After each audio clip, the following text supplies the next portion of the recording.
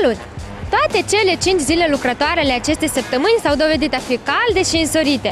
Dacă și mult așteptatele zile de weekend vor fi la fel de calde, urmează să aflăm.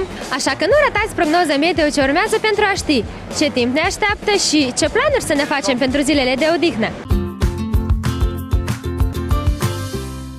Sfârșitul acestei săptămâni va fi instabil la capitolul precipitații. Sâmbătă, temperatura maximă a aerului ziua va oscila între 20 și 25 de grade plus, iar pe timp de noapte între 7 și 12 grade. Pentru ziua de duminică, meteorologii prognozează precipitații în formă de ploi cu descărcări electrice. Iar temperaturile se vor micșora cu 5 grade în timpul zilei comparativ cu ziua precedentă. Îți place primăvara? Da, îmi place primăvara.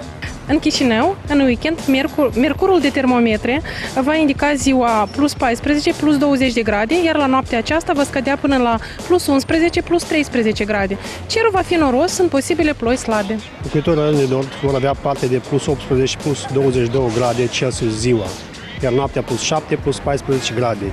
Pe direcția vântului din sud-est, cerul va fi variabil, sunt posibile ploi. În zona de centru a țării, termometrele vor indica plus 19, plus 24 grade ziua și plus 8, plus 11 noapte. Cerul va fi păsămărât, presiunea atmosferică scăzută, pe alocuri ploi. La sud, mercurul din termometru va urca până la plus 20, plus 25 de grade ziua și va scădea până la 9, plus 12 în timpul nopții. Se prevăd precipitații în formă de ploi cu descărcări electrice, vântul va sufla moderat din sud-est. Din 2 zile de weekend, doar una ne va bucura cu puțin soare.